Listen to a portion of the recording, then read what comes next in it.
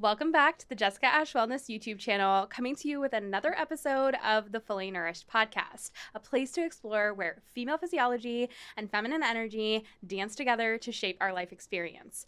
I'm Jessica Ash, functional nutritionist and integrative health coach, and through this podcast, we really take both a scientific and spiritual look at why we as women have become so deeply burned out, almost on a soul level, and the real physiological consequences to that burnout. I want to explore together what it looks like to reclaim our feminine radiance and become deeply and fully nourished. With that being said, as a reminder, everything in this podcast is for education and inspiration only and is not intended as medical advice. Please talk to the appropriate professional if necessary, and please use common sense before making any changes to your diet or lifestyle. Thank you so much for being here, Kaya. Thank you for having me on. I'm so happy to be here. As I was saying before we jumped on, your work has inspired me so much. I think the first writing, or I don't know if it was an article that I came across of yours, was you kind of debunking myths about the Mediterranean diet and how the Mediterranean diet was the real Mediterranean diet is not the same as what is portrayed.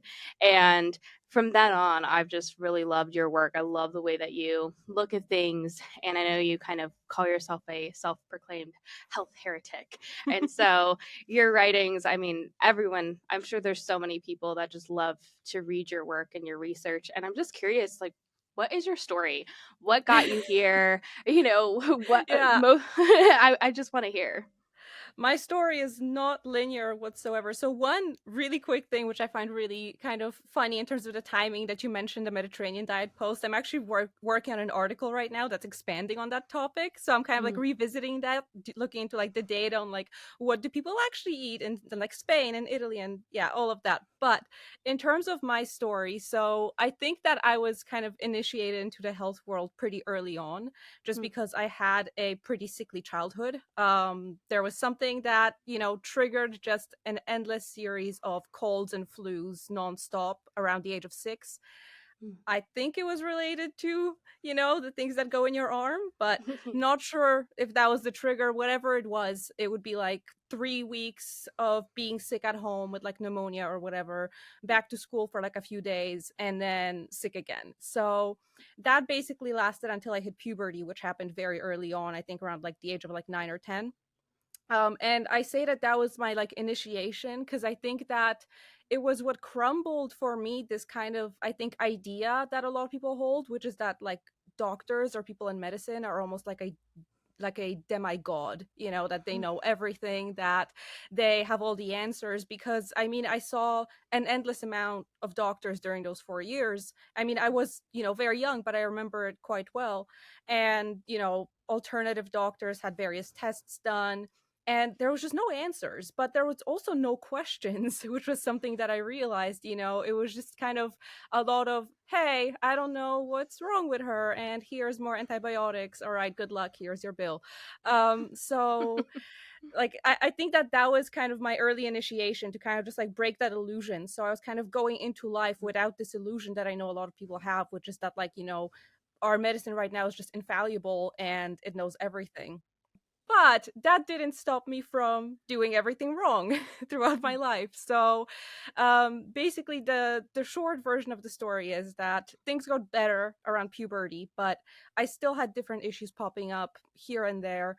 So at one point, I had eczema, I had really bad like acne on my back and like signs of PCOS, although I never got a diagnosis for it, but the signs were there. There was Raynaud's at one point, and at one point I started taking birth control, which was kind of the tipping point where things went from really bad to worse. But around that time was also when I started really getting into, I would call it, healthy eating, because I already knew that like, okay, birth control does deplete certain vitamins, so it's important to get more of them. And I started looking into like, okay, where to find them, like what is healthy eating even. Like I was already a little bit of a skeptic at that point, so I think I knew like, okay, the food pyramid and 6 to 8 servings of grains a day is probably not it. And I also knew that, the vegan approach is also probably not it, because I think like my family comes from an ex-communist country. So like I grew up hearing the stories of like how meat was a luxury that you had Mm. to, get maybe once in a while and it was not available. So I knew like, okay, rich nations have meat. Like I don't think that Mm. cutting out animal products would be the thing for health. So what I eventually stumbled into was the paleo diet. So the gist of it, at least the way that it existed around that time, which I think that was like 2017, was you eat like a caveman. You eat how people ate like thousands of years ago for whatever reason, because apparently that's how we evolved to eat and haven't changed since, or millions of years ago even. So no dairy, no grains, all the vegetables as raw as possible. Um, a lot of seeds, a lot of nuts, a lot of meat. That was basically the basis behind the diet. And I mean, it doesn't, I guess, explicitly cut out things like starches and fruit, but of course there's different voices in various diet worlds. And in the paleo world there were a lot of voices that were really emphasizing things like going low carb, and that, back in the day we had fruit that were tiny and just had a bunch of seeds and you could barely get any flesh out of them, and we're not meant to eat fruit, and things like that. So I think by token of kind of going paleo, I kind of went low carb as well. Mm. I mean, the birth control, I didn't stay on it very long. I basically tossed it in the trash after 3 months because I just had so many new issues that came up. But yeah, that left me with new issues that I had to add to my health arsenal of issues. But I started paleo, and I think at first, like, I don't know if I even felt better, to be honest. Like I think that if you're not eating crappy Western foods, there's gonna be certain things that improve. I was definitely getting some more nutrients than back when I was like in high school and eating deep fried food. But I noticed that on paper I was doing everything right.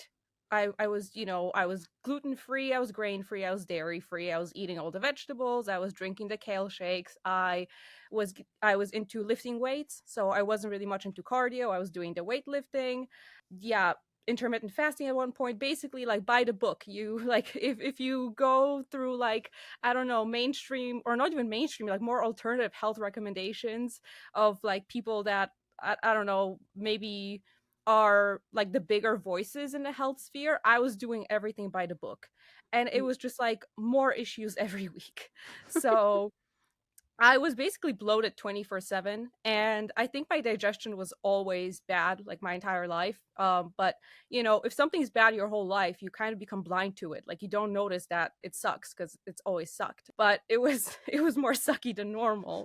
So I was basically bloated nonstop. I was cold all the time. I started waking up in the middle of the night, like cold sweats, just a lot of really weird things. I even started getting like neuropathy in my hands and my feet at one point, and I went to the doctors at one point, just like a regular doctor. I had labs done because I was suspecting that I think I'm hypothyroid. Because I was looking into the signs and I was like, why is it that I'm sitting in an office and everybody's wearing a t-shirt, and I literally just put my winter jacket on and I'm freezing? Like that is not normal. But of course, we know that, or at least me and you know, that there are certain issues with thyroid labs. So when I went to get them done, I was told that they're absolutely normal. And that was it. So I kind of went back to doing what I was doing because I was like, well, I am being told that my labs are good, that according to all the information out there, I'm doing all the right things. So I'm just not going to listen to this voice in my head that's telling me that clearly something is off. And I think oftentimes there was this intuition that was kind of like peeking through for me. Like I would be thinking to myself, like, why am I supposed to be eating like raw broccoli or raw kale? Like, why would cavemen have been eating that? Like, there's nothing about that food that would indicate to me that, like, hey, it's edible, it's tasty. Like, it doesn't smell nice, it doesn't taste nice, it doesn't make me feel nice. But then I guess my left brain would take over and kind of say, shush, intuition, go away. And it would look at the nutrition data that says, well, kale has blah blah blah blah blah and has this much calcium and this much magnesium, so of course it's good for you. So I would just kind of dismiss all of that, until it kind of became impossible to dismiss because I lost my menstrual cycle. Mm. And I knew that, well, if there's one indicator that my health is in the toilet, it's that I don't have my period anymore. And at that point, I went to a naturopath and had my thyroid labs done again. And she confirmed that, yes, your thyroid levels are in the toilet. And at that point, I was already like tracking in chronometer and all of that. Like I was already like tip top on top of my health. I showed her my logs and she was like, oh, your diet is perfect. And I was kind of Mm. sitting there. It's like, how can you tell me that my diet or whatever it is that I'm doing is perfect when I'm sitting in front of you right now? I'm a complete mess. I'm like 22 years old at the time, don't have my period. I broke down crying in the in the session. I was just like a complete mess, like very dysregulated, just very low capacity for anything, resiliency out of the window. But I think that that was maybe like a little bit of an initiation for me, like a deeper initiation again, that like, okay, Mm. I can tell that something is wrong. I need to really listen to myself, but like all the information that I'm getting is just not making like it's telling me that what I'm doing is perfect, so clearly I have to go out and try something else. And I had a few of these moments already, like for example at that time I was getting like cystic acne in the luteal phase of my cycle. Mm. And when I googled the type of acne I was getting, it was very clear like, hey, this is estrogen dominant acne. But then Mm. if I, looked into the menstrual cycle, it was telling me, well, the luteal phase is the phase of high progesterone, and it's the follicular phase that's high in estrogen. And I was like, this makes no sense. So I went out of my way to actually look at some data, and I found some like studies that actually measured women's hormones in different parts Mm. of their cycle. And they found that a lot of women actually have estrogen levels that are, let's say, like 5 to 10 times higher in the luteal phase than in the follicular phase. And I was like, okay, interesting. Things are starting to make sense. Funny enough, Dr. Ray Peat was the only person that was years later, that I've ever come across that actually confirmed that, like, yes, it's the luteal phase that's a phase of high hormones. But again, it was like those bits and pieces of I guess events happening where I was like, okay, clearly I cannot trust the stuff that's on the surface, or maybe not even on the surface, because I already feel like I was already like 5 levels below the surface compared to maybe like what the average person would come across. But I was like, I need to like get to the bottom of the iceberg, because clearly like what I'm finding here is not giving me the answers, and it's only once I really really really dig I start to make sense of what's happening. And around that time when I was kind of going through this journey of like, okay, I can tell I'm hypothyroid. I'm not feeling well. I'm doing all things perfectly as I've been told. I started really being open to like anything that would shatter everything that I believe in. So around that time I came across the carnivore diet. So that was like, mind blowing for me, because I was like, oh, well, these people are actually telling me that if I'm eating vegetables, they can actually, ruin my health, or they can be adversely affecting my health. And I think I come from a background of like, I never really liked vegetables very much. So I very much went down the route of like forcing myself to eat them to like hit all of my micronutrient levels. And I have this one memory which I wish my brain would have blocked out, but I had a day where I guess I didn't hit all of my micronutrients. So I came I came home and I made a shake out of an entire bag of raw kale, and I was like, this is gonna help me hit them. And I just remember drinking it and gagging and being like, holy shit, this sucks. And like, and it was like, again, this like such a disparity between like, my body is literally telling me, holy fuck, this is poison. Or like this Right. sucks. There's there's a moment where you're thinking to yourself, "What Yeah. the hell am I doing?" Yeah. And I wish that that came through more, but for whatever reason, my left brain took over again, being like, but the data says that all the nutrients are there. How could the data be wrong? Right, So right. yeah, I already had my aversion towards certain vegetables from the silly things that I made myself do. so I came across the carnivore diet, which was all like, well, actually, there's certain compounds in vegetables that can be damaging to the thyroid, which it is true, but there's far more nuance to that than what the carnivore community actually tells you. And just, I guess, talking about things like anti-nutrients, and I haven't heard about that before, or how there's certain vitamins that are more bioavailable in meat. So at that point, I was like, oh my God, like I've been eating all these vegetables. Yes. Yes. There's something, like, finally there's something different that's not just like, oh, you're doing everything right, please continue, until like the wheels fall off the wagon and you just disintegrate into a pile of dirt, like. um, so yeah, at that point I went full steam into the carnivore thing, and certain things really did improve. Like, I think that I was finally eating foods that my digestion was actually absorbing, because I do come from a background of just having really bad digestion. So like my hair started growing, my sleep got better, my cycle came back, but that was like my honeymoon period on the carnivore diet, until things started really going downhill again, because of course I was doing like the zero carbs. I was definitely not getting a balanced intake of my minerals. Like, I was having like the tartar deposits on my teeth that basically show that you're getting way too much phosphorus, not enough calcium. But yeah, just certain things started really like going not so well on the carnivore diet. Like, eventually my cycles started coming more and more rarely. I gained a lot of fat. So like, you hear a lot of this, you hear the sentiment in the carnivore or low carb or keto community that like it's sugar that makes you put on fat, that like the second that you eat some sugar, you're just going to convert it into fat and put it on your body and you're going to get obese. And I was like, I'm eating zero sugar and I gained like 20 pounds, and it's not muscle, because I was still like lifting weights at that time, and I could tell like I'm not lifting more weight, I'm not putting on muscle, like I'm getting cellulite on my stomach, which I've never had. Like, this is fat. So clearly it's not that eating sugar is making me fat, because I'm not eating any. Right. So that was again like one of these instances where once again I had to go deeper inside of the onion, and I guess think more outside of the box and just reevaluate what I was doing. Because when I was, I guess, bringing these concerns up to maybe people that were in the low carb community, carnivore community, I just kind of got met with a sentiment of, well, you must be eating carbs and you're lying, because it's only carbs that make you gain fat. And I'm like, well, I'm not eating them and I'm getting fat. Right. It's like total Yeah. gaslighting. That's Yes. It's so interesting. And do you feel like, I mean, there's so much we could unpack there, but it's Yeah. like there's almost this war that begins to happen Mhm. as you wake up to, okay, Yeah. maybe I cannot always trust outside sources to tell me what's right for Mhm. my body. I think there's a beginning, like you said, the onion starts peeling back, and Yeah.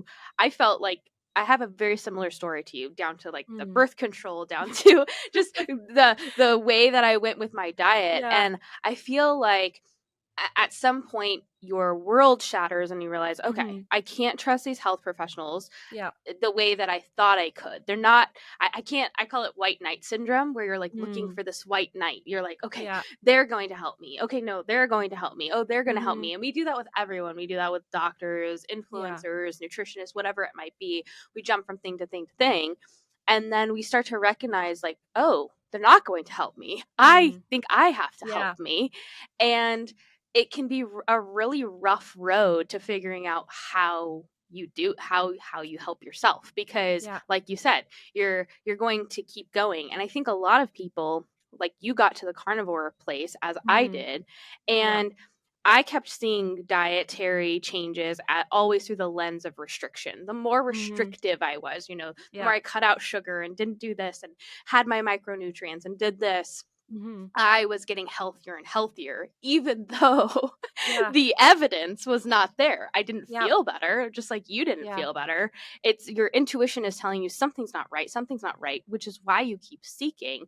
But Yeah. then once you get to carnivore, you're kind of like, what do I do from here? Because I You're at can't. the end of the road. There's Yeah, nothing I'm else to only cut eating out. meat. And you're like, if this Breatharian. It's isn't time to be saving me, breatharian.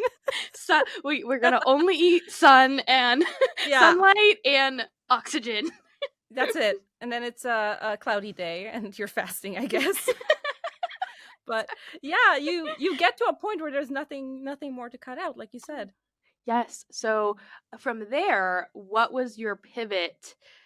Like how Mm-hmm. did you get out of there? Because was in the same place where Mm-hmm. it was always like gaslighting. You must not be doing it right. You must be cheating. You're not going low carb enough. I remember one time I had a Mm-hmm. nutritionist tell me, I think I was having 30 grams of net carbs a day, which was like Nothing. nothing. And Yeah. I'm like starving for sugar. I would Mm-hmm. literally just sit there. There were times where on Fridays I would just be like, I can't do it anymore, and go get a Haagen-Dazs and just Yeah. pound the whole thing. But they would say, well, that's why you're cheating. You're Mm. not getting under 30 grams of net carbs. And I remember this Mm-hmm. one lady said, okay, go under 10 grams of net carbs. Yeah. You got to get it down to 10. And it was just like, I remember crumbling inside thinking, Mm. how am I going to do this? Like, why does it feel so hard? Why does everything feel so Yeah. difficult and so hard? So where did Yeah. what changed for you once you were in the carnivore space?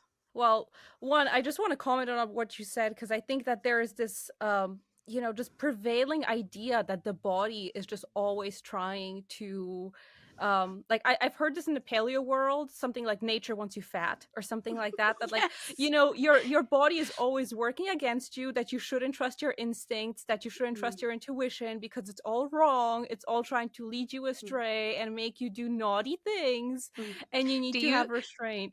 do you feel like that is kind of, I almost feel like that's like a influence of religious dogma that has like infiltrated, Uh-huh. almost like a Puritan type or like a Puritan type mentality of like, I am at my core rotten and evil, and so I'm therefore a I can't sinner. trust myself. Yeah, Yeah. exactly.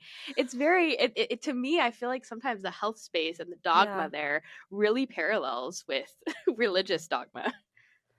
Yeah, I think so. And I think that this could send us down such a different conversation. How I think, like, I noticed this too, how, like, for example, a lot of people in the health world are also very Christian.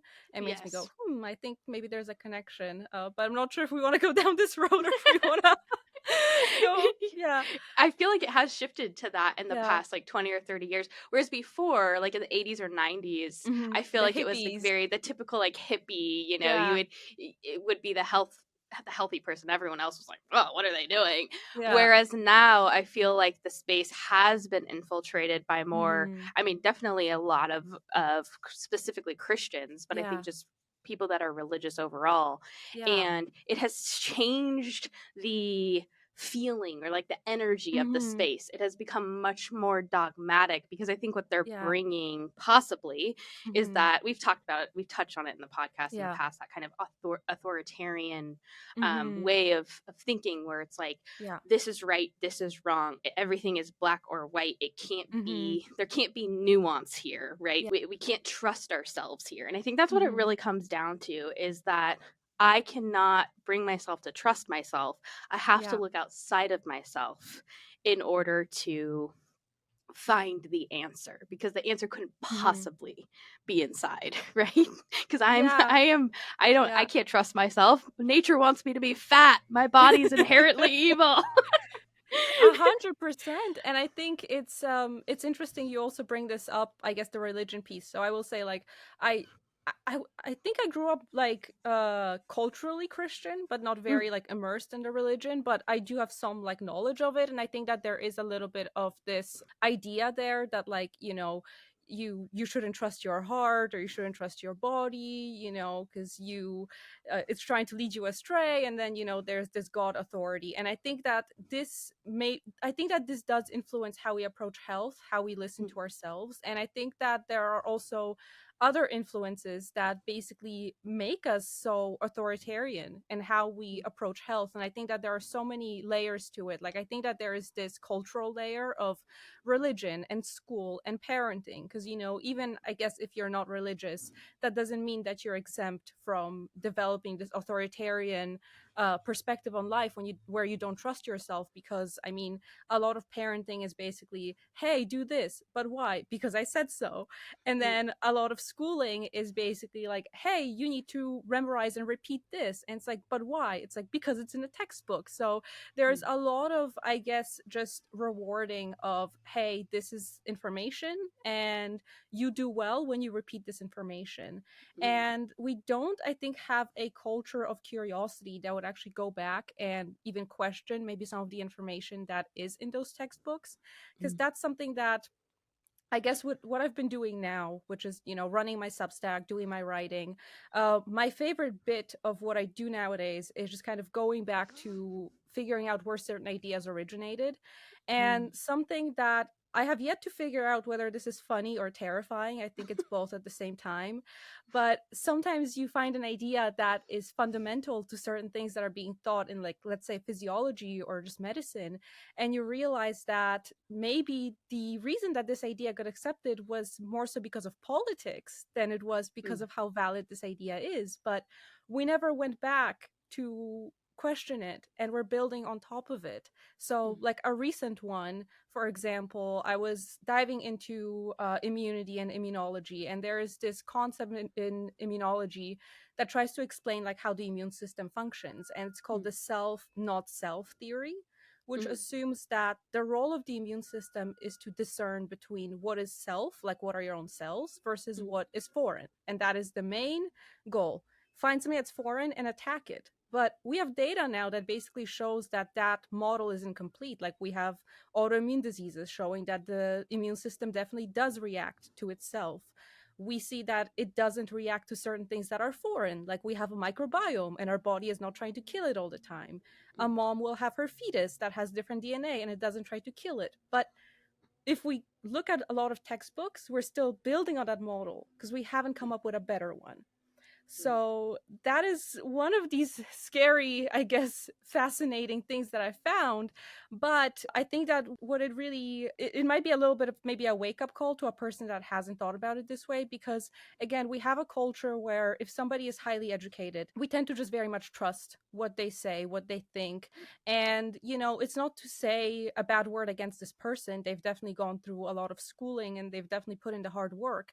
But I don't think that there really is an environment to question, like, hey, like, this, person might be very smart, but were the people way, way, way, way down the line that maybe generated a certain idea, were they equally as smart? Or maybe they were smart for their time, but we need to revisit that idea. And Mm. I think that, again, we kind of have a culture where we just hold certain humans on such a pedestal.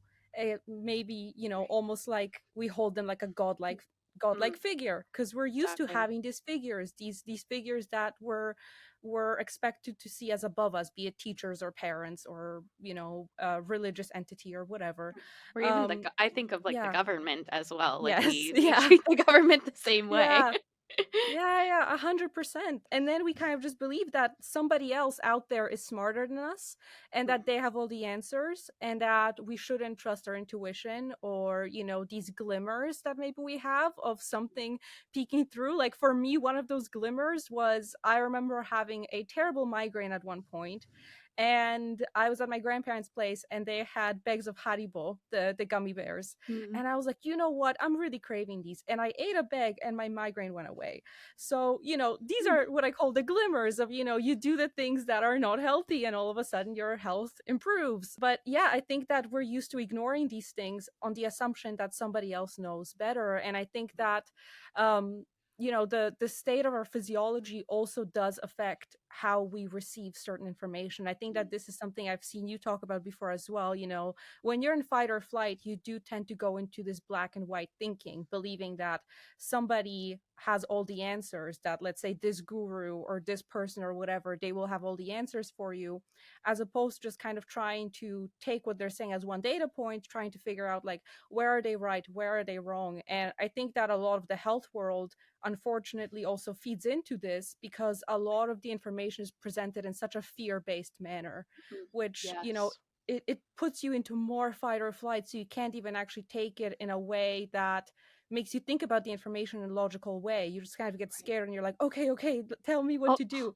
I'll do it. I'll do it. I'll I'll do it. do It's like it. now Yeah. it's almost like a submission. Yeah. Yeah. I think too, if you're already in that low energy state, that low metabolic Hmm. state where you're already, I know Dr. Pete talks a lot Yeah. about this, but that learned helplessness state of like, Yes. it's high estrogen, high serotonin, typically high stress hormones, Hmm. low thyroid function. You're not perceiving anything correctly. You're perceiving Yeah. everything in a sense of like hypervigilance where it's either an Yeah. attack on you, like it's going to hurt your safety, or you're going to hurt your own safety. So you feel paralyzed. I almost think of it as like trapped in a box where Yeah. you're just like, oh my gosh, like I think of an animal that's being hunted and then finally gets caught, and they Mm-hmm. just they just crumble into a ball. Yes. I feel like that's most of us right now, where our hormones are at and our Mm-hmm. physiology is at, like you said. It really impacts our perception of the world. Yeah. And the answer is really taking our own personal responsibility back and like Mm-hmm. reclaiming our sovereignty. But Yeah. unfortunately, that can be very, very scary when you have very little energy. It's like, I Mm-hmm. can't possibly bring myself. What does Yeah. that mean for me? Because then there's so many layers to that, right? If I Mm-hmm. have to take personal responsibility for my own health, and Yeah. I have to really start to see the nuance, and I can't see things in black and white, then that's Mm-hmm. going to start, I think for a lot of people, that's going to unleash, I call it Pandora's box, where Yeah. it's just like, it's never going to stop, because once you open that door, your whole world is going to, in a way, crumble. The Yeah. small little box that you've created for yourself is going to start crumbling, and then you're going to have to really start exploring. And I think for a lot of Mm-hmm. us, especially if we're in a low energy state, that's really, Yeah. that's terrifying. Like Yeah. we think we're seeing everything through the lens of survival. Like, I don't know if this is going to kill me or Yeah. destroy me. Yeah, like your body is basically focused on surviving the next like 2 seconds. It can't even think about like what can I do that's gonna be best for me, a week down the line. It's like I need to do the thing that requires the least amount of energy in this very moment because that's how I'm gonna survive. And yeah, it can be extremely difficult, I think, to get out of that when that energy is lacking. Mm, yeah, but I love how you describe it. I think in one of your writings you had said this Hmm. is like your villain origin story. And I think Yeah. I think that's really where we all have to. There is a Yeah. moment. There's a moment. And I don't know, it's not, you won't be able to look back and say that was that moment. But there Hmm. is a moment where things shift, and you Yeah. finally, it's almost like you let go of no one's coming to save me. Like, I Hmm. am going to do this, and I'm going to trust in my, whatever you believe in, my higher Yeah. power, the universe, God. And I am going to finally listen to that intuition, Hmm. fuck the noise. We've Yeah. gotta still the mind, and Yeah. let's focus on the step that's right in front of us. And it's a really, I think, I can look back and say I Hmm. made the step and it's led me down a path that I'm like, oh my God, thank God I made that Yeah. choice, and thank God I made that step. But at the time, it's terrifying because you sometimes you lose friends. You have Hmm. people that say you're crazy. Yep. You sometimes have those preconceived beliefs about yourself where you think Hmm. like, I think I might be crazy. Like, what am I'm I glad we're on the doing? same page. There's I mean, there was a time, I can't remember what it was. The sugar thing was the hardest thing for Yeah. me to wrap my mind around. And I remember the first time I like popped the top off a Mhm. Mexican Coke, and I Yeah. was just like, I'm about to chug Coke right now. Yeah. Like I am about to drink a Coca-Cola, whereas I had not drank soda Yeah. in years. And not that, people have to drink cola to be Mhm. healthy, but it Yeah. was just one of those things where it was like, I am taking off the chains that I've put Mhm. on myself. And wow, this is scary, but it also feels so good. It's funny you say that because I think that kind of going back to my villain origin story, that was really like the moment where I just decided to be insane was the moment that things started going really well for me. But my insane that was when I was still doing carnivore. I came across Mm, the raw carnivore diet, like the Autogenous von mm, der Plan's primal diet. yes. So at one point, like I was basically seeing people thrive on like raw meat diets, and I was like, you know what, fuck it, I'm just gonna eat a bunch of raw meat and see what happens. So that was yeah, that was a chapter that happened there at some point along the way. And I was bringing raw meat to work and like eating it from my coworkers. And I was like, you know what? At this point, I've gone to the edge of like what's acceptable or past the edge of what's societally acceptable. I might as well stay insane. And yeah, it's weird, but it's like one of those points are like the initiation where you're like, Yes. okay, I've done the thing where everybody told me that, hey, don't do that thing because it's gonna be bad for you. And then if you do it and you actually feel better, you're like, okay, maybe I should keep going in this direction because clearly like there is something there that's unexplored. And I mean, I would say that I personally right now wouldn't recommend raw meat to most people. Right. But it was definitely interesting to see that like I did it and nothing particularly bad happened, and I was like, oh, I actually do feel quite good. My digestion is enjoying this, and I'm not projectile vomiting everywhere. So I guess that's a learning. Yeah, I remember the first time that I did the same thing where it's like, Yeah. the typical like they take the patty and Yeah. they form it into, they put an egg yolk on it Yeah. and kind of, your typical little onions, aromatics, Yeah. little pickles. Yeah. I remember the first time I took my bite of raw meat and I was like, well, it's not bad. Like I didn't die, Yeah. it's okay. But I think, yeah, just like you said, I don't think that's probably the best for anybody or most people Yeah. right now if your digestion's poor. But it Yeah. is one of those things where you just kind of have to experiment and trust yourself and trust that it is going to work out.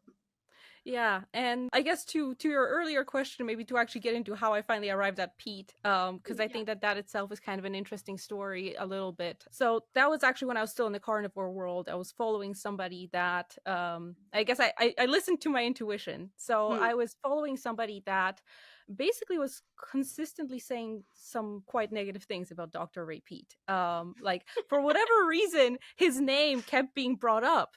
And at one point, like I just kind of stopped and I was like, okay, like this Pete guy must be doing something right. Like if for whatever reason this person's using their platform to basically just talk shit about him this whole time, I should really check him out. So I guess that didn't work how they wanted it to work. Um It's funny but because the same happened to yeah. me. I was literally going through the Yeah. bulletproof forum and Uh-huh. I was looking for why my hair was falling out because I was Oh, I was yeah. carnivore Yeah. and so somebody mentioned Danny Roddy and Uh-huh. said and then another person said Danny Roddy is crazy and I was like I need to go check Sounds this good. Danny Roddy. Yeah.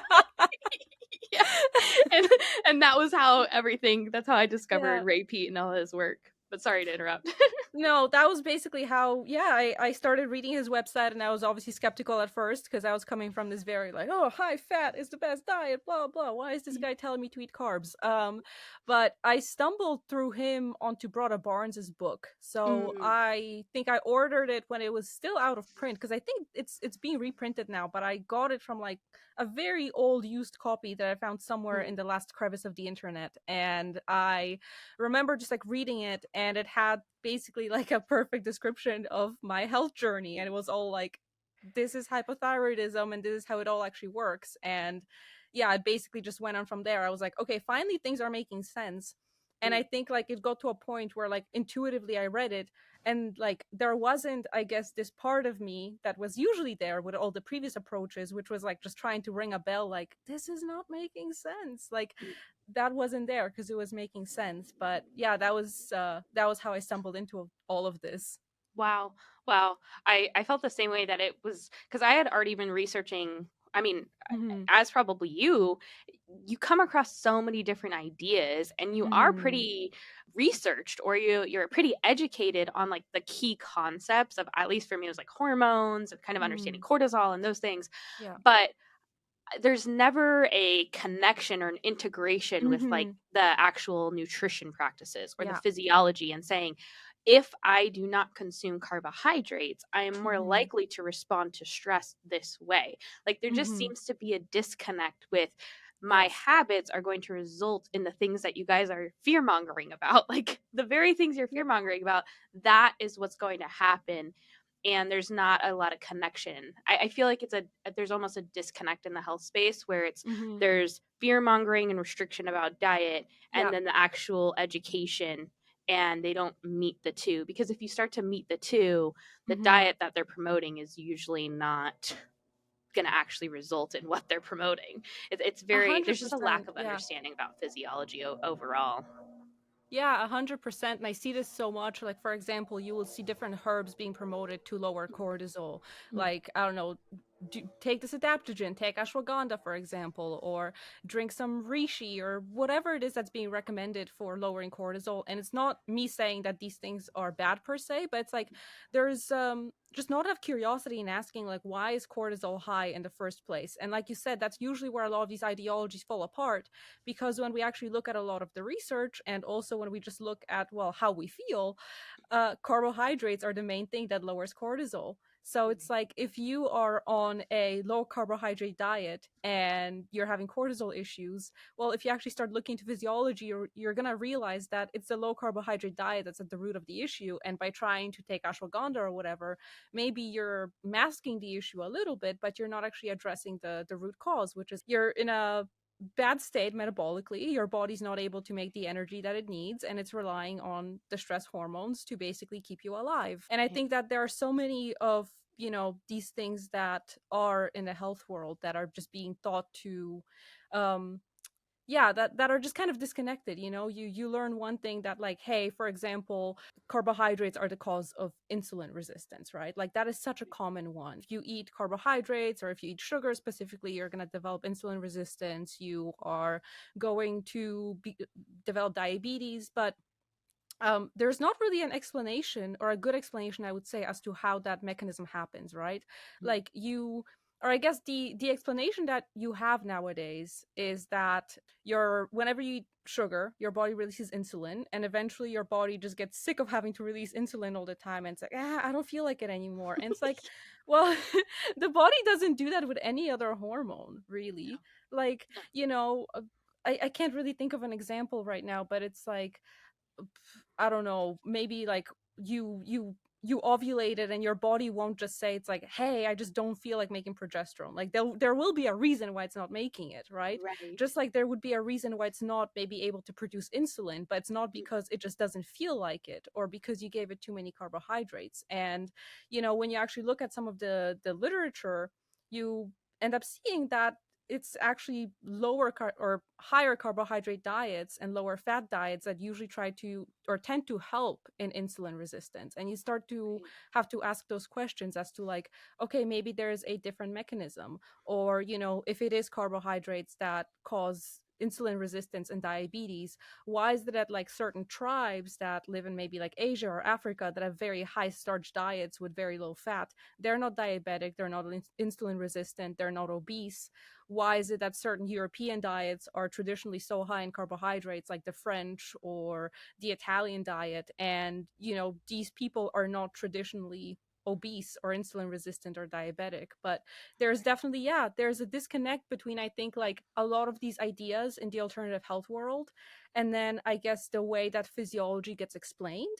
And I think that there's, again, a lot of shunning when you try to kind of dig holes when you get a certain explanation of physiology and it's not making sense. And you're like, well, can you clarify why it's happening this way? And then, the clarification is not there. Like, I think one that resonated, or maybe not resonated, but like something that stuck with me from the carnivore days was, I think that there's a tribe, I think it's the Inuit actually, um, that their diet is traditionally a fat-only ketogenic diet, but they actually have a genetic alteration that prevents them from getting into ketosis. And I was Mm. like, why would it be that the one, I guess, group of people that is actually, I guess, forced to be on a fat-only diet literally has an adaptation that prevents ketosis from happening? Like, why would this happen? And there was no good explanation there. Yes, I remember hearing that as well, and that was another like red flag. Mhm. I started to really recognize that what happens a lot of times in these spaces is they'll look at the exception rather than the rule. So they tend to, Mhm. for example, the Inuit is one of the Yeah. only tribes on the planet, or that we know Yeah. of, that is on a high or only fat diet. Yeah. And like you said, even them, they have a genetic adaptation to it. Mhm. Or even I think of like the vegan, more like vegan Mhm. type research or propaganda, where they'll look at these like East Asian cultures that have a Mhm. high soy consumption. But then Yeah. when you look at their genetic predisposition, a Yeah. lot of them have a genetic mutation that keeps them from aromatizing estrogen. Oh, interesting. So, like, I think 70% of the Yeah. population cannot aromatize estrogen. So, it's like you see Huh. these Yeah. adaptations, and then you'll have people that are trying to prove their own bias or their own Mhm. research, and they'll use these things, these people or these cultures or these traditional diets that are an exception to the Yeah. rule and not the actual rule. Because when you look at traditional diets, most of them are quite varietized. Most of It's pretty them are, balanced. yeah, like you have a Yeah. meat, you have an Yeah. organ dish, you have some type of starch dish, whether it's like a tuber or a grain or Mhm. both. You have usually some type of legume. Like there's usually a pretty balanced diet there, Yeah. and it's all cooked a specific way too, like a Yeah. very traditional way. So it's quite fascinating because when you start to really look, you realize, Mhm. okay, there's more to the story. Yeah. And when somebody is telling you like this is the healthiest diet because this group of people is the healthiest on the planet, well, Yeah. what is it about those people that are able to adapt to that diet? And maybe they're Mhm. actually an exception and you're not the exception to that Exactly. rule. And it's also interesting because I think if you look at like dishes that are more traditional, like regardless of which culture they come from, they just you look at it and it looks tasty, you know, versus Yes, like if yes. you Google healthy diet and you see like what Google serves you up, like I don't know anybody that would actually salivate looking at that. Oh, I think about like the recommended like food pyramid of Yeah. 8 cups of grains a day, and I'm like, I don't even know how I would Yeah. get 8 cups Yeah. of grains. Like that would need to be work. I don't know how I would Mhm. even do it. I'd be eating for a living. Like that'd be Yes, yeah. eating and pooping because Yeah. truly, like that would be a lot of food. Yeah. So I guess I mean Mhm. we've hit so much, but I'm Yeah. curious. Would you say, are there certain dogmas that you've come across in your Mhm. research, wellness dogmas or health dogmas, that you feel Mhm. are the most dangerous that some people still believe? I feel Mhm. like, typical that I think of is like carbohydrates are bad, Mhm. sugar is bad, Yeah. cholesterol is bad. But is there Yeah. anything else that comes to your mind that you just see again and again that you feel like should be highlighted? All of those, Mhm. and I think some of the dogmas I think stem from maybe not understanding what it means to be in good metabolic health. So Mm. I do want to touch on that a little bit because I think we both you and I talk about metabolism, and I think I've seen some misconceptions about what it means to have a high metabolism in the health world. Like for example, I will see somebody post like a picture of like a guy that's really lean and has a lot of muscles and be like metabolic health, and it's like okay, well maybe he isn't maybe he is metabolically healthy, but maybe he's actually not metabolically healthy at all. And that's because we actually have to define what we mean by being metabolically healthy. So of course, the way that I kind of define it on my Substack to try and make sense of it is that, having a high metabolic rate means that your cells have all the energy that they need for maintaining their structure, their function, their maintenance, their repair. So very much, in the Peat sphere of things. And then Yeah. the foods that you eat, well, first of all, you need to have enough calories to be able to actually turn them into the cellular energy. You need to have enough of the various micronutrients that are involved in that, like vitamin B1 or B2, B3, zinc, magnesium, for example. You need enough protein to make the hormones that are involved in energy production, such as thyroid hormones. So a person that's in a good state of metabolism is able to actually take the food that they're eating, turn it into energy, and use that energy for the different functions of their body, like digestion, the repair of the skin, growing your hair, maintaining your brain function so that you're not experiencing, let's say, like mood disorders or maybe having bad memory or things like that. Like basically every part of your body functions well. Mm. Versus if somebody is in a poor state of metabolism, you might be having, various things that are just not working optimally. Maybe you have slow digestion, you're not going to the toilet every day. Maybe you can't grow your nails or your hair. Maybe your period is painful. Maybe just like different things are not optimized. And when you eat food, instead of, well, seeing that it's being used for these different functions, instead of seeing your symptoms get better, instead maybe the symptoms are staying the same and you're just depositing all of it as fat. Like that's Mm. what I would, or some people even don't deposit it as fat, just waste it as heat. But their symptoms are not getting better. So I guess I also want to make the distinction that like you can be lean and still be in a very bad metabolic health, which I think that is like a dogma that I see so much, which is that as long as you're lean, as long as you have maybe a lot of muscle mass and little body fat, that means that you're metabolically healthy. Mm. And it doesn't mean that you are. Maybe you are, but you can also be those things and not be actually using your food well and creating energy out of it. Maybe it's because you're not eating enough overall, or maybe because you're eating foods that your body is not able to actually digest properly. And I say this Mm. because that is definitely a place that I was in at one point where I was very lean. And, I got comments being like, oh, you're so healthy. But I'm like, but all of the data is pointing towards me not being very healthy. Mm. And I think that this is also a dogma that's both in the alternative health world, but also in like just mainstream medicine, where like, let's say if a woman is lean, she'll be less likely to maybe even get a PCOS diagnosis, because she'll be told, well, Right. like, oh no, if you had PCOS, you wouldn't be lean. So Right. I think that that's another dogma there, which is like this misunderstanding of metabolism and believing that, like, hey, if a person's lean and muscular, it means that they're in a good metabolic health, without actually paying attention to symptoms, to this checklist of like, how's your sleep, how's your digestion, how's your menstrual cycle, how are your moods, all of that, all of these signs that are actually pointing that your body is functioning well. So I think that that's one. Thank um you yeah. for clarifying that for everybody. Cool. Yeah, I figured that's maybe a good place to also go, since we're talking about Yes. metabolism, because I do see this still to this day. And I think especially since we are talking about the low carb community, I see this so much in the low carb community, which is like defending, let's say, low carb diets, saying like, oh, they don't ruin your metabolism because look at this person, they're eating low carb and they're lean. And it's like, that doesn't mean anything. Right. And the kind Yeah. of like I still see the use of this where it's like before and after, where women Mm. are using their before picture where they look Yeah. perfectly fine and healthy. Yeah. And Yeah. maybe they were symptomatic, like maybe they weren't feeling well, and that's Yeah. totally valid. But then they're leaner now.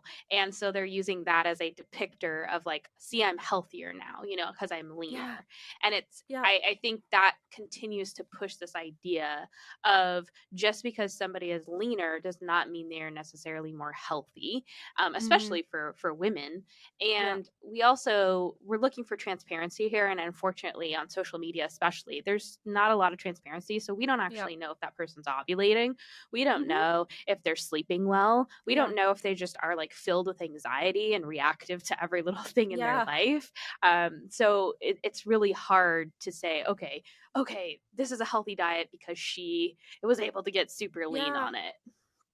Yeah, it's I feel like, the awareness is kind of growing a little bit among like the younger population. Like I feel like Gen Z is more likely to call out bullshit and be like, "Hey, like just because Yes. someone's lean doesn't mean they're healthy." But there's still such a big issue with that. Like I still see it on social media, like someone being like, "My day of eating," and just like a picture of their abs, and I'm like, "Why is this necessary?" But like there is this, association that like, "Oh, if you're a healthy person, you have to look this way and you have to be extremely lean." Mm. And for me, it's kind of like, I'm glad that I've gone through my initiation process, because I have gone through a period of being extremely lean, and my health was an absolute dumpster fire at that point, Right. both my physical health and my mental health. I was probably at my lowest at that point, and I actually Same. had a yeah, and I had a bit of a funny, I think, again, one of those glimmers where my brain was like, you should listen right here. But where I remember I went through a period of really rapid fat loss in high school. It was not in a healthy way whatsoever. And I remember that winter I was freezing. I was absolutely freezing, and I was thinking to myself, how is it that the last winter I was able to wear just like a leather jacket all winter and I was fine, and now I'm out here in a massive winter jacket and I'm freezing, and Mm. everybody's congratulating me on my health journey, and I feel so much shittier. Yes. Yeah. Yes, I had a similar experience because I feel like I was always chasing being Mm. leaner and leaner because I didn't have Yeah. a lens to view my body through. And I think a lot of people are in that place where Yeah. it's like, okay, turmeric is good for me and will lower inflammation, so I'm going to just Mhm. take it. Or, Yeah. oh, this is good for me, I'm going to take it. But when you Yeah. start to see everything through the lens of, oh, I'm looking for metabolic health. Like I'm looking to Mhm. truly have that physical vitality that I'm after. Good sleep, Yeah. good digestion, being able to utilize my food, like just feeling good, having good cognitive function. When we start Mhm. to actually view our health through that lens, it becomes much easier to kind of weed through the dogma and the BS as well. Like that's what I Yeah. feel like because before it was just like anything that's going to get me lean is therefore healthy. Mhm. Yeah. And that's not true. Yeah. And it's the same thing for if somebody's chasing a health issue, like let's say you have joint pain, for example, and you Hmm. just Google like, how do I get rid of joint pain? And it's like Yeah. turmeric and this and that and this and that. You could throw a million things at it, but at the root of the issue, there's probably poor metabolic function happening. So no matter Yeah. what issues we're struggling with, we can start to view things through. Usually when someone's struggling with a multitude of health issues, they're not metabolically healthy. And so it gives a Yeah. lens or a focus of like, okay, this is the focus. And I know people have a Yeah. hard time sometimes wrapping their mind around that because it's almost like, well, my situation is unique and special, you know. And Yeah. it is. Your genetic Yeah. expression is unique, but that is an expression of poor metabolic health at the core of it usually. Yeah, 100%. And I deal with this too, where like I will often get messages from people being like, "What should I do for X health issue?" Or and it's kind of expecting, I guess, like maybe it's a supplement, or maybe it's this one Mhm. food, or maybe this one imbalance. And I'm like, it's very hard for me to give you an answer because it's probably metabolic, and you will have to Yes. work on these foundations, and then it's probably gonna get better. Maybe not 100%, but it's like you need to have the foundations in place, and then we can work from there in a way that's more specific, but you have to have the foundations right. And I think that it's about, again, just how a person, I guess, understands health conceptually on like a larger level. Like it might be a little bit difficult to maybe understand this piece of like, hey, everything is related to energy, and if you're having issues, it's probably because your body's making concessions because it doesn't have enough energy to run certain systems. So we need to go back and fix that energy issue by eating enough and eating foods that your body is willing to tolerate right now, and maybe, certain habits around when you eat, how you eat. And by that I mean mostly making sure you eat often enough and you eat enough and that Right. you eat consistently.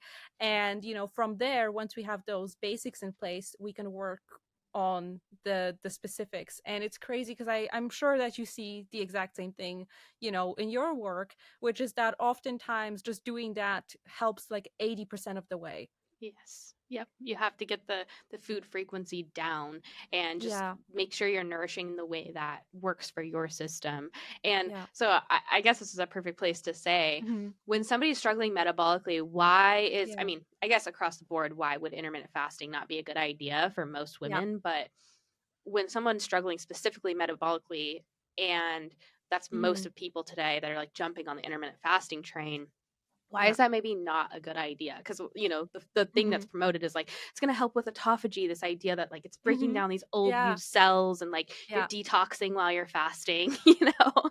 And so Yes. it sounds really sexy. So much stuff there. I'll start with the autophagy piece. So, Mm.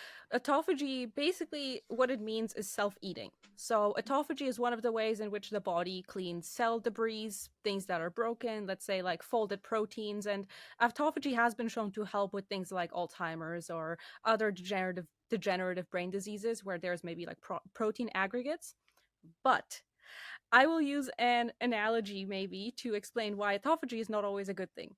So imagine that you just say that vacuuming is good, right? Well, if you have a messy kitchen, having the time and the energy to vacuum is good. But going to the kitchen and breaking a bunch of shit and throwing flour everywhere just so you can vacuum isn't, right? And Yes. the way that I see things like, like fasting or yeah, intermittent fasting, ketogenic diets, the reason why they increase autophagy is because, well, autophagy is good if it's controlled, right? Like if your body has enough energy to maintain all of its functions, and one of those functions is autophagy, when something's broken it consumes that cell fragment to recycle it. That's great. But if you're doing fasting or keto or low carb or just low calorie eating or strenuous exercise, any of these things that basically increase your demands past your energy supply, your body has to make concessions. And Mm. when your cells are deprived of energy, they basically start self-eating, autophagy. They start self-eating the cell fragments that are less maybe important, that are less vital, to basically get resources that they're not getting from elsewhere. But Mm. this isn't autophagy in a sense that like, hey, something is being self-eaten because it's faulty. It's more so like you're breaking things just to induce self-eating. That's why I Mm. kind of used the vacuum I love metaphor that. analogy at the start, so to kind of make sense of it. So yeah, you kind of have this connection again where context is so important, which is like, hey, autophagy good, and hey, fasting increases autophagy, and then you kind of make the bridge there, like, oh, then fasting must be good. But it's like, but there's context. It's like autophagy is good in certain contexts, but then doing things that specifically deprive your cells of energy so that they have to like cannibalize themselves is not good. Yeah, it's um ludicrous. yeah. And then I guess in terms of intermittent fasting in general, like my own I guess little anecdote is I've done a lot of stupid stuff in my life in terms of health, and I have never seen things fall apart faster than when I did intermittent fasting. um and I think that, you know, you already have a body that's in a stressed state. I'm talking to, I guess, like the average person in the health world, because Right. I think that a lot of us come from this background of we're not eating enough in general. We're probably under eating on things that are not properly prepared. So, like eating a bunch of raw vegetables as opposed to like cooking them or steaming them or fermenting them or whatever. We're just eating a lot of things that are like skinny culture foods, you know, a lot of Yes. fiber, little calories. You're just pooping a lot and you're getting nothing out of it. So Right. you're already in this energy depleted state. And then you're going to be like, okay, I'm going to take it one step further and now probably decrease my calories even more, because now you're most likely skipping one meal that would have provided you maybe a few hundred calories in the morning, assuming that you're doing this typical only eating in the evening. And then your body overnight, so if you're healthy, which most people are not, if you're healthy, your liver is able to store about 8 hours worth of glycogen, and glycogen is like sugar for later. So normally that holds you over when you're sleeping. Now you've slept through the night, you've depleted that. Well, you still need to maintain your blood sugar somehow, because your brain cannot run on fat entirely. And there's like, this is not just a Peat sphere thing. Like there's research showing like if your brain was to burn mostly fat, it would create so many reactive oxygen species that it would injure your brain cells and your brain would be mush. So your brain That needs makes sense. yeah. Yeah, there's I can send you the paper. It's really Okay. interesting. It's basically saying that like the reason why the brain prefers sugar is because fat oxidation creates more ROS, and like Mm, you can afford to injure other cells, you cannot really afford to injure the brain because brain. it's such a No. yeah, such a important structure. Yeah, I haven't So, seen that paper. yeah. Because I've seen a lot of papers. I've done a Mhm, lot of digging in the need for glucose. I was trying to kind of figure mhm. out how much brain does the, or how Yeah. much brain, how much glucose does the brain Yeah. actually, obviously my brain needs glucose. How much glucose does the brain actually need a day? Yeah. Because people always ask the question, like, well, how many carbs is enough carbs Mhm. to eat per day? Because they're still Yeah. trying to fit these, like you said, like, well, intermittent Yeah. fasting is so good for me, and like you Mhm. said, it's the most ridiculous way to intermittent fast, in my opinion, is to Yeah. stop eating at like 5 p.m., then not eat all night, have your liver glycogen completely Yep. pulled, and then try to fast in the morning. Like, I do not Yep. understand the idea of starting your day off that needs energy, Yep. brain power with no food. If you're going to intermittent fast, do it at night, at least when you're like lounging around. And it's so stupid too, because I've always been a breakfast person. Like I know that Same. a lot of women struggle with like not being hungry in the morning. Like that was not me. Like I would always just wake up just ravishing, like just so ready Yes. for breakfast. And I was so mad at my I was so mad at my body when I was doing intermittent fasting. It's like, why are you so hungry? Everyone's talking about how like they do it for a week and they're not hungry anymore. I was like sitting there with a clock in my hand, like just counting down until I could eat. I was just thinking about food the whole time. My body did not adapt. And I was like, this was the stupidest thing I've done by far. And that says a lot. Yeah, same. I mean, I got to a point where I think I tried it for like a week with just water, and I was like, I'm not Yeah. doing that. So that was the time when bulletproof was like really Hmm. popular. So I was doing like the the like butter Yeah. coffee. And I remember Yeah. laying in bed at night, just like dreaming, like thinking, like, I can't wait to have my butter coffee in the morning because I was so Oh. hungry. I'm like Yeah. dreaming about a butter coffee. And then I would go to the gym, do like Yeah. an intense workout, Yeah. get home, and be just ravenous and just eat so much. So it's Yeah. just it's a poor practice. And I always think too, with fasting, I mean, because I know it's been done for centuries with like religious practices, and Hmm. I've thought about it a lot because people always ask me that, like, well, what about religious fasting, or what Yeah. about this type of fasting? And I'm always thinking, like, where do you see fasting in nature? It's usually animals when they're very sick, right? They like stop Hmm. eating, but they rest. they Yeah. rest. So I always think of, we're fasting while still just going about our busy and stressful lives, Mm-hmm. working out, doing whatever. Yeah. That's not the same as like having a spa day and just chilling for the occasional fast. We're Yeah. trying to do this on the daily basis, fit it into our busy schedules, our lives. We still have high cortisol, we're still stressed out, we Yep. still have these high energy needs. It's a completely different story. Intermittent fasting is not ancestral. I don't know like where that idea came from, Yeah. but our ancestors would have never chosen to not eat. That is ridiculous. Exactly. I guess if you look at it from the physiological perspective, like there is, I guess bringing in research, which I'm happy there's research to support that, but also it's kind of like if you look at physiology, well, of course, when you do fasting, you produce less of the thyroid hormones. And why would you produce, fewer thyroid hormones? Well, that's the hormone that accelerates the rate at which you make energy. Why would you accelerate the rate at which you make energy when you have no food coming in to make this energy out of? And since thyroid hormone is needed to actually create other hormones, well, when you're not making thyroid hormone during this period where you're fasting, you're also not making the other hormones. And that was one of those things that happened to me when I did my intermittent fasting. My luteal phase got shorter because I wasn't making enough progesterone. And it's like, I think that now there's also this like divide where there's this belief that like, okay, some of these practices that are stressful are bad for women, but they're still okay for men. And I would actually Yes. counter that because thyroid hormone is also needed to make testosterone.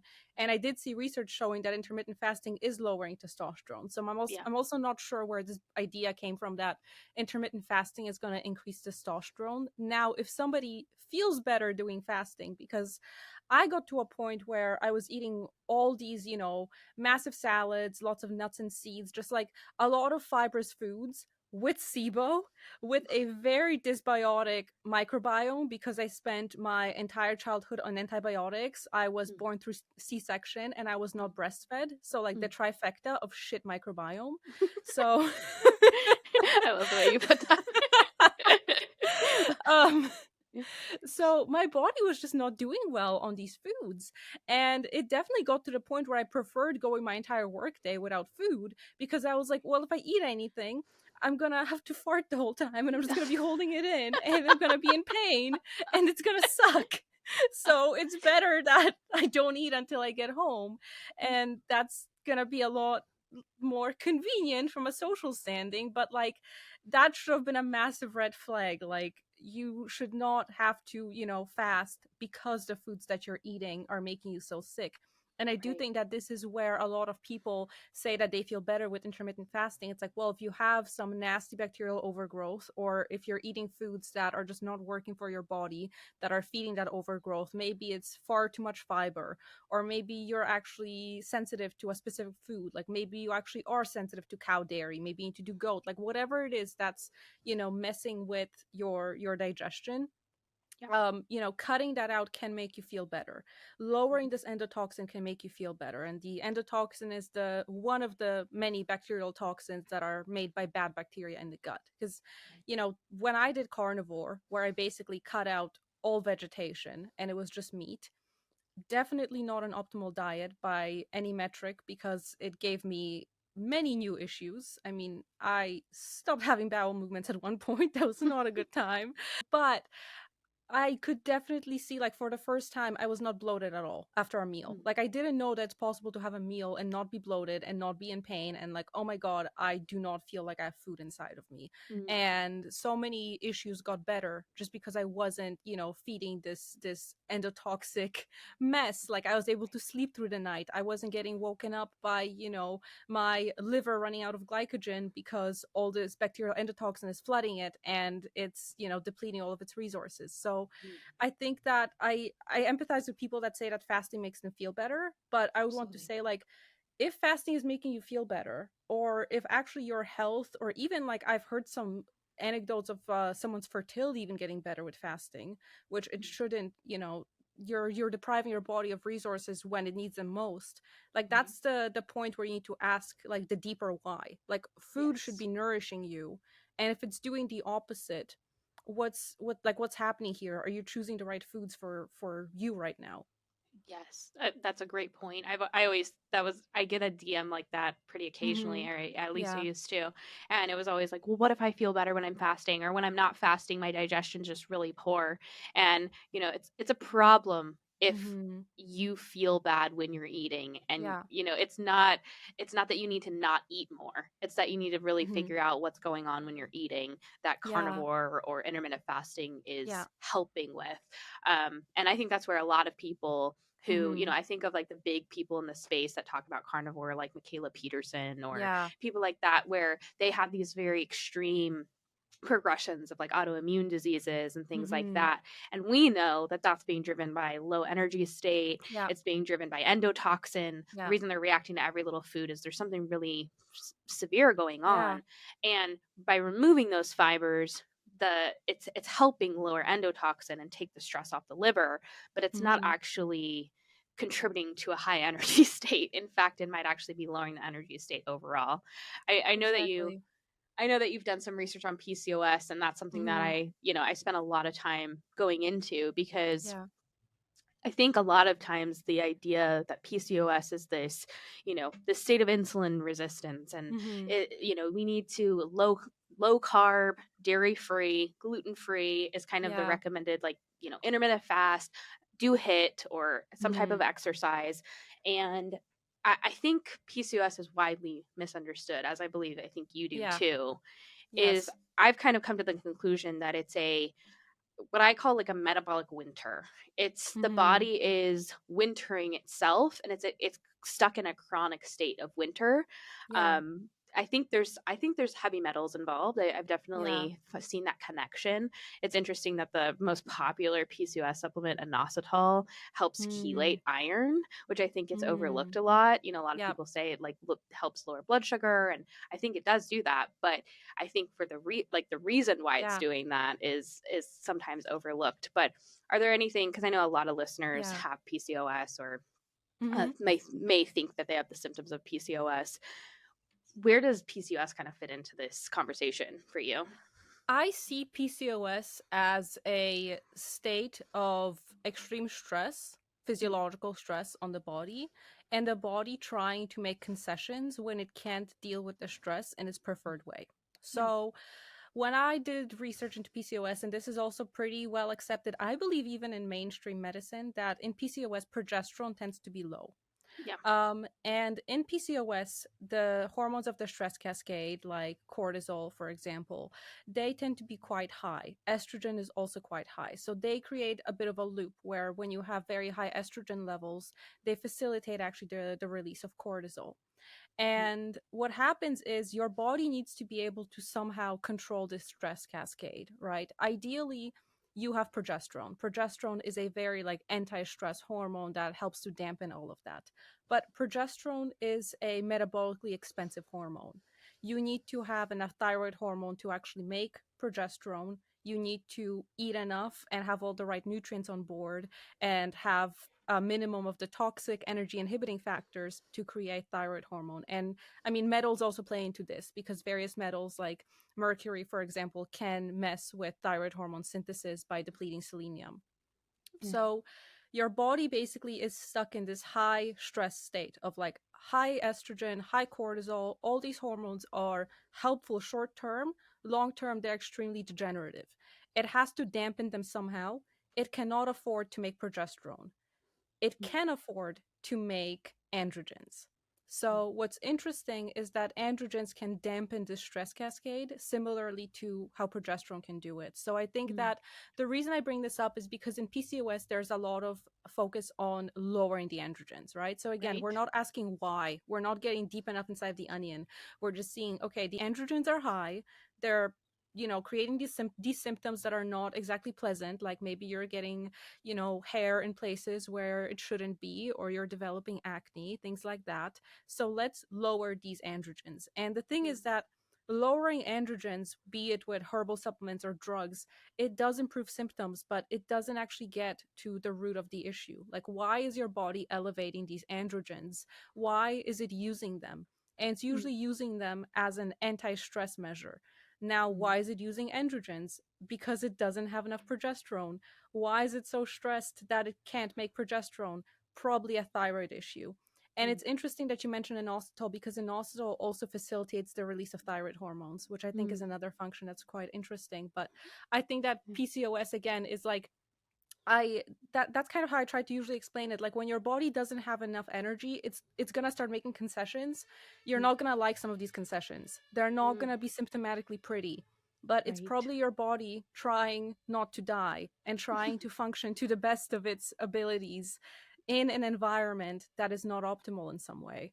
Mm. I love the way you put that, because I don't think it's a coincidence that the Mhm.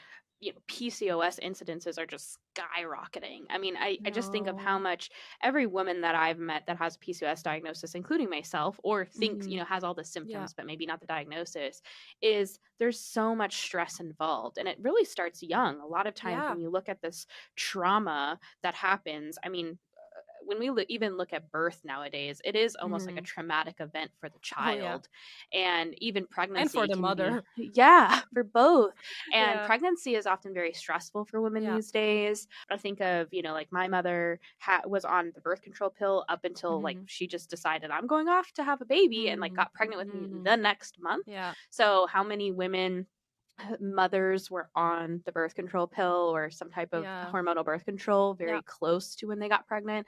There's so many factors, but we have to look at Mhm. all of these as these are all little micro stressors that build up to create an Yes. environment where the body's just responding. I Yeah. also have made a connection. It's just a pattern. There's no research to Mhm. support this, but a lot of women that I've met who have PCOS are firstborns. So Mm. they have this kind of like firstborn pressure put Yeah. on their heads. And I've always thought like it's very interesting to me that women who have firstborn pressure put on them start sprouting beards. Like it's Mm. just Yeah. so energetically like parallel, where it's like we're Yeah. literally put so much pressure on ourselves that we're sprouting beards. You're the man of And the family. yes, Yeah. exactly. It's Yeah. fascinating. And then I mean, this could take us down a whole conversation, but it's like as women we grow up and we're kind of Mhm. told you can be anything, do anything, you Mm.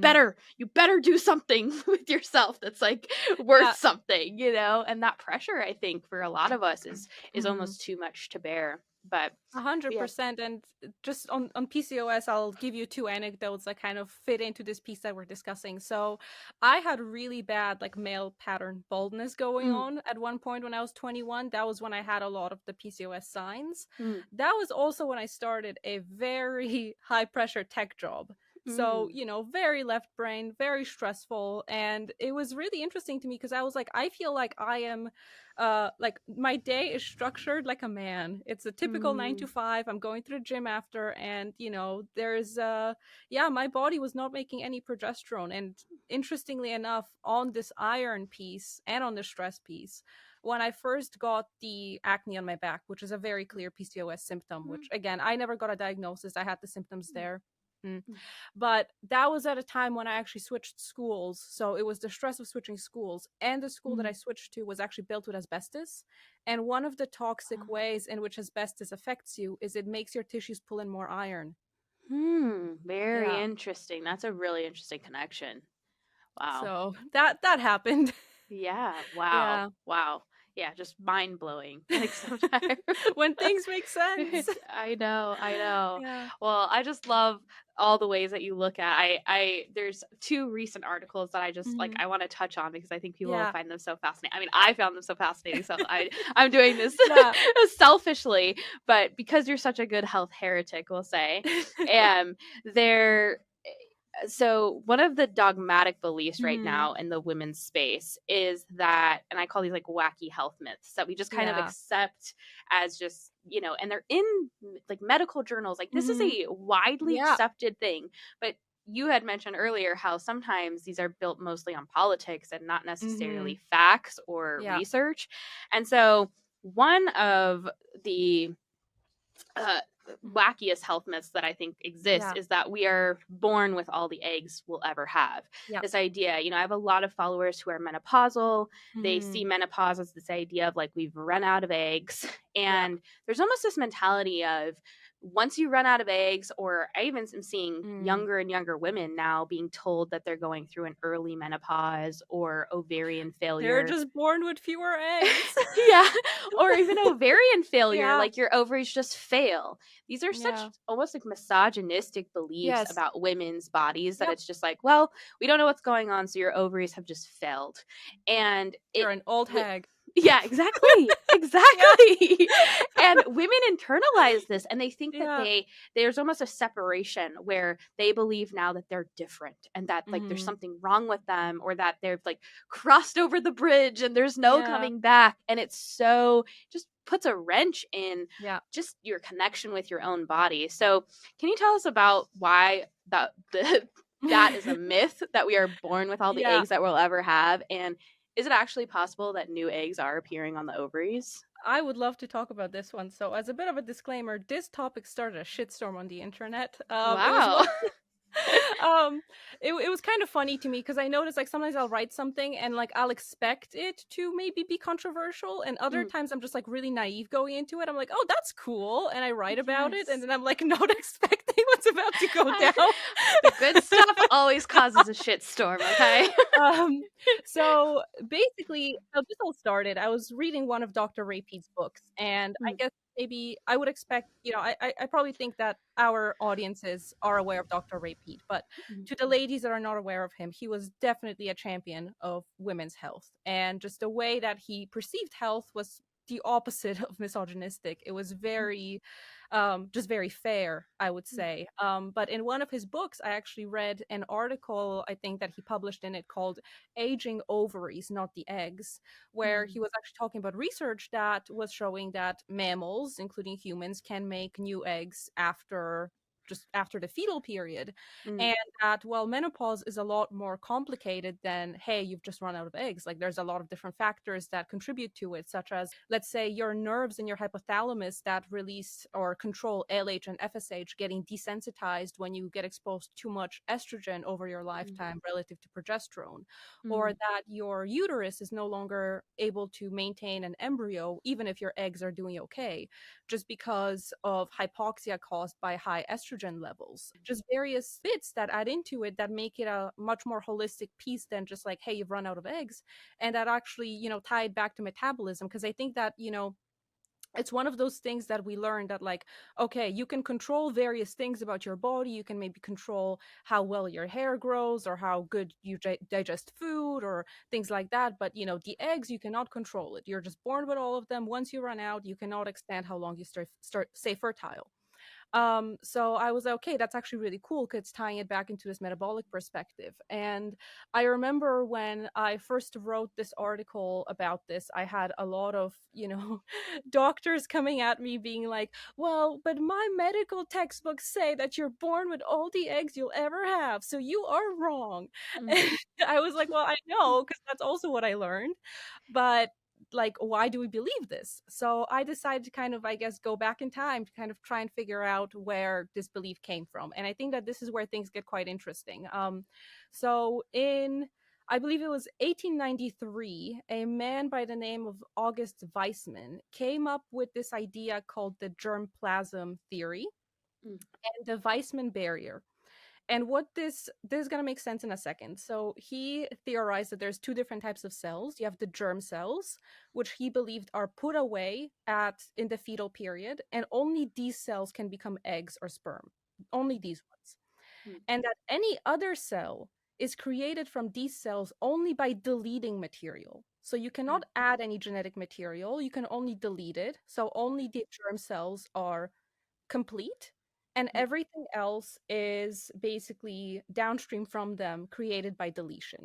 So that is basically the theory on which a lot of this was built, was that, well, you have these germ cells that are put away at conception, or when you're a fetus, and only they can become eggs.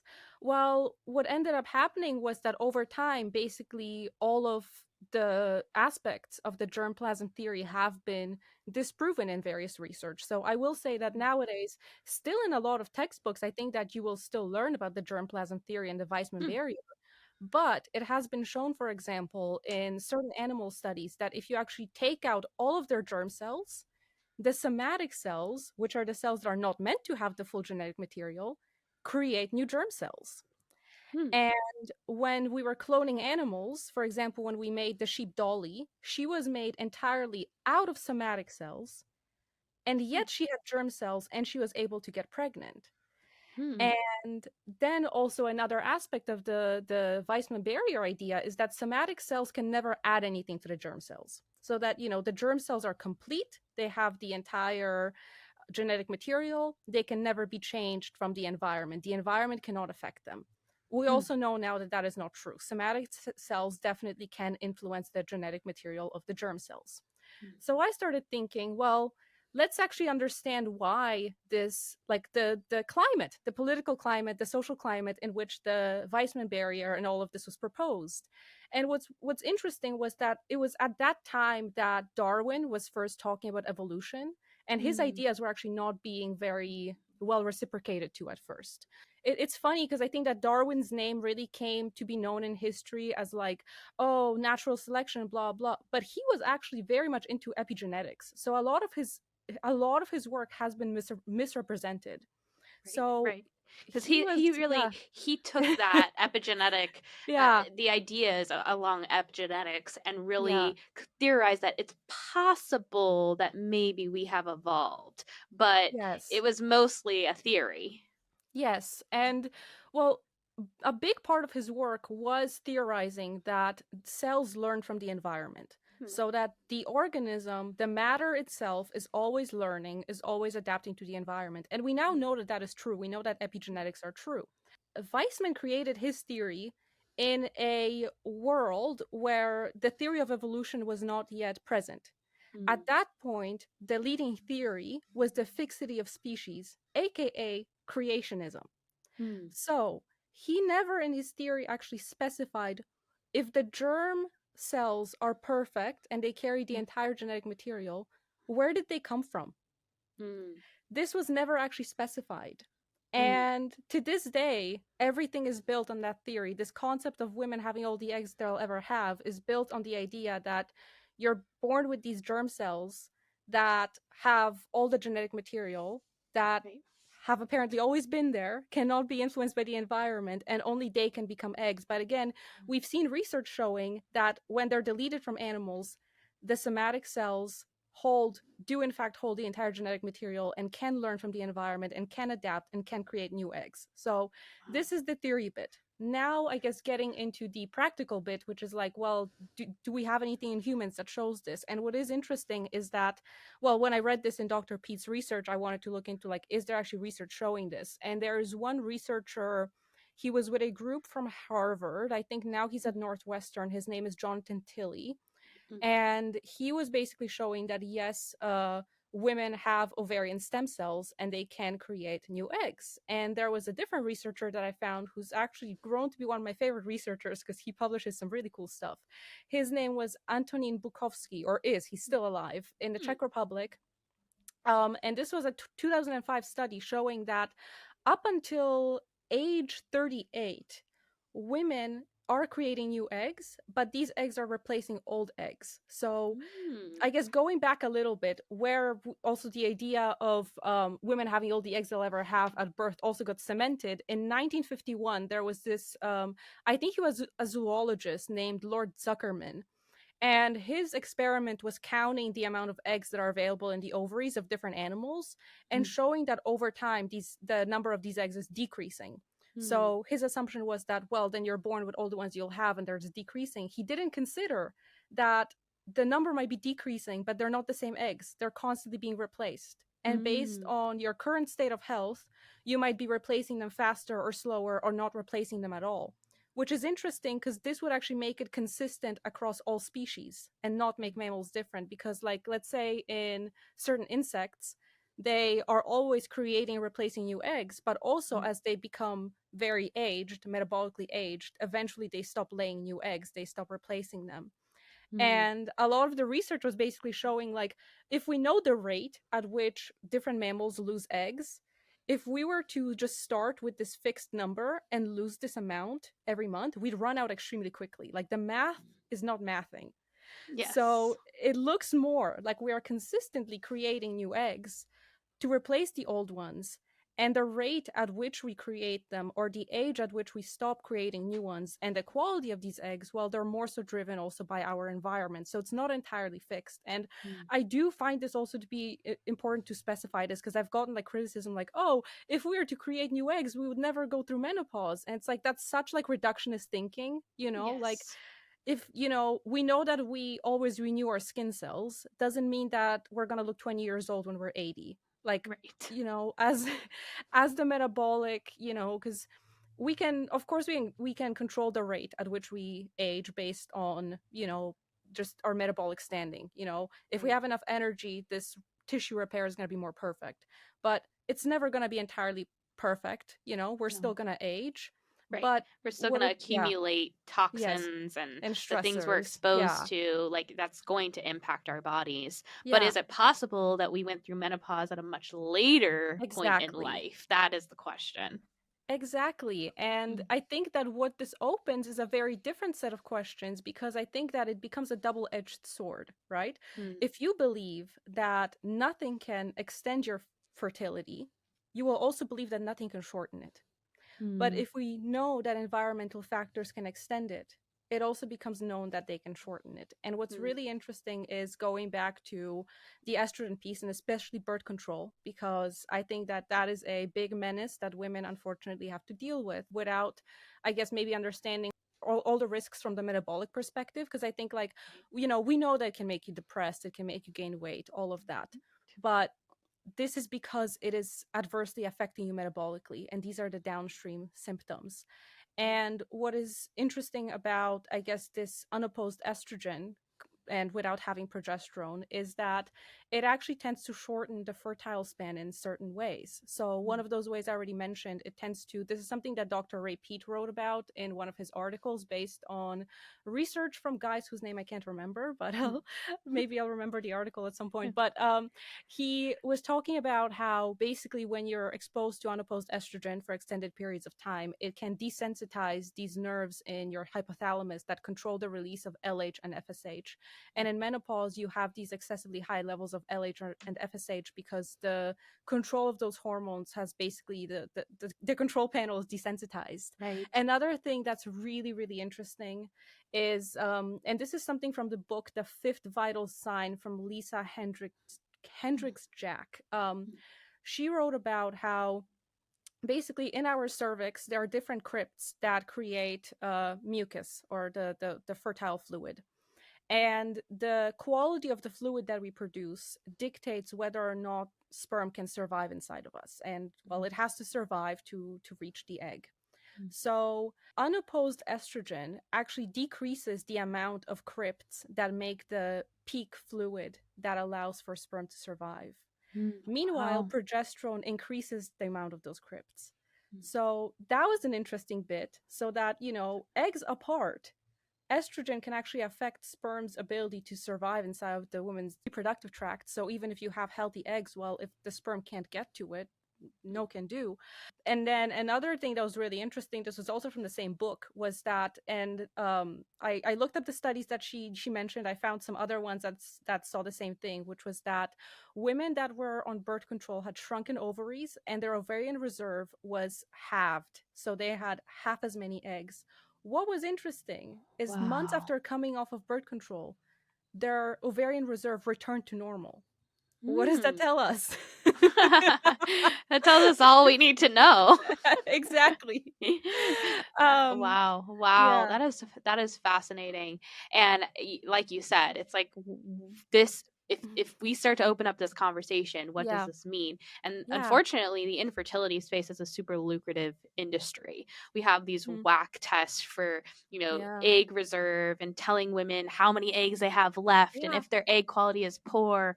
And there's a lot of hopelessness in these yes, tests because yeah, it's like, well, my fertility has declined and there's nothing I can do. When in yeah, reality, that is just not true. Like the research yeah, shows it, and just anecdotal evidence shows it of how many women who have changed their metabolic health and their fertility has not only returned, but they Yeah. are able to carry a baby to full term. I've seen it hundreds of Yeah. times. It's absolutely crazy.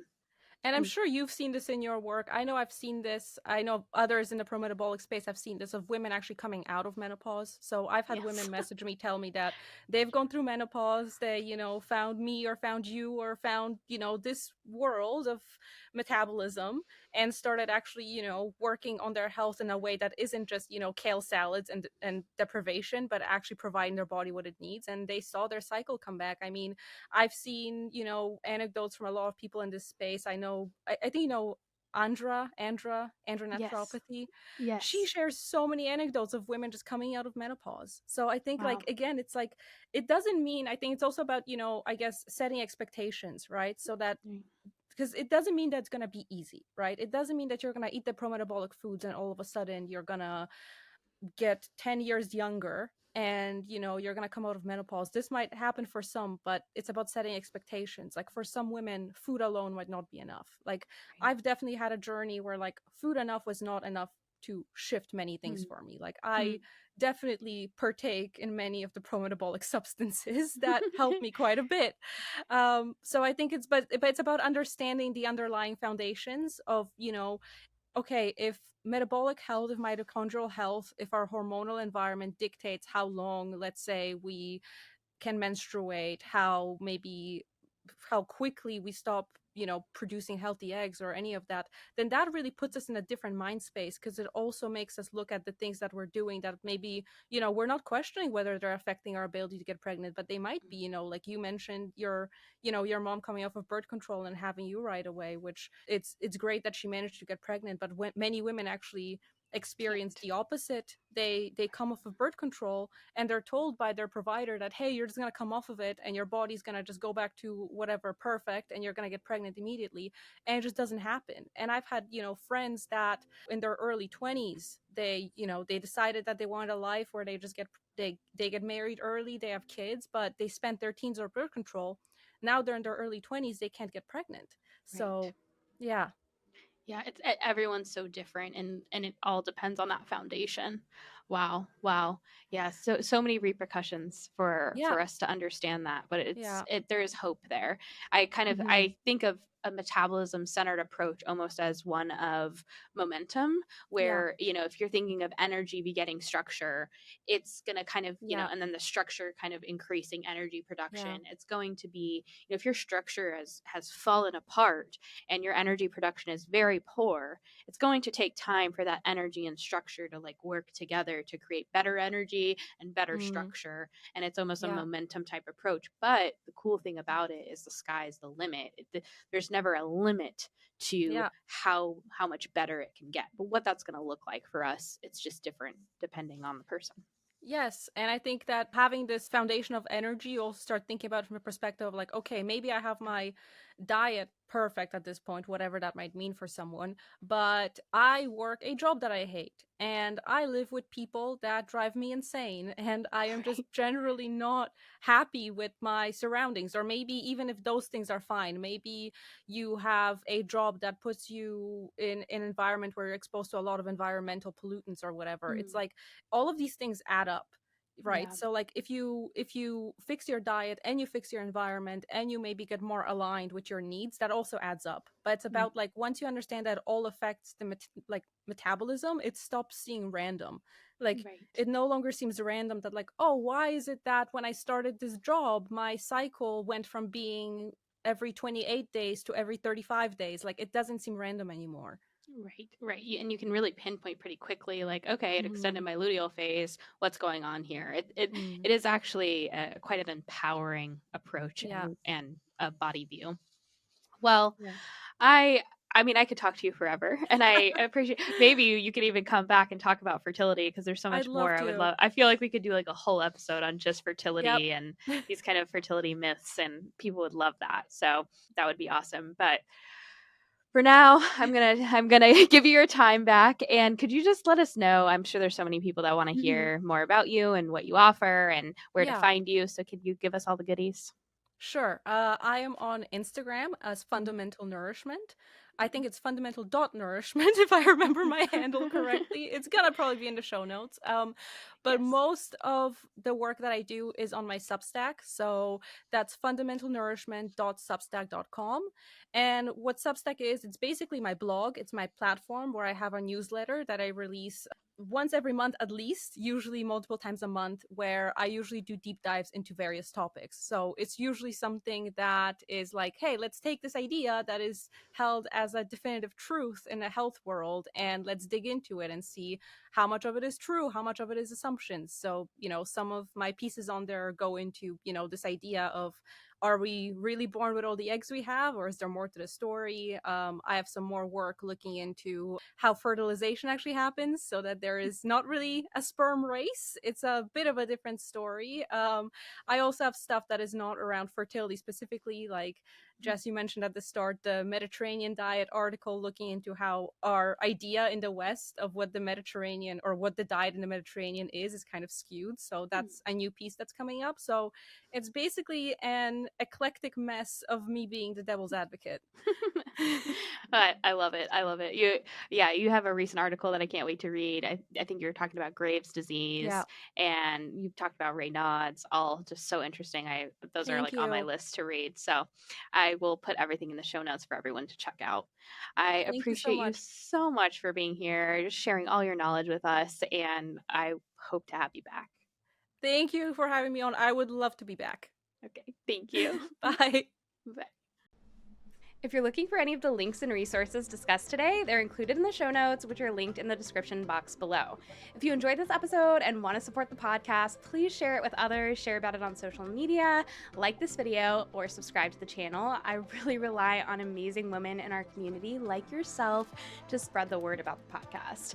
With that being said, I also really value your ideas, your thoughts, your feedback, your suggestions about the podcast. So if you have any topics you'd like discussed or guests you'd like me to bring on, please go to jessicaashwellness.com/podcast to share those with me. And if you want more content or you want to stay in the loop about new episode drops, follow me on Instagram at jessicaashwellness and sign up for my Sunday email at jessicaashwellness.com/email-subscribe.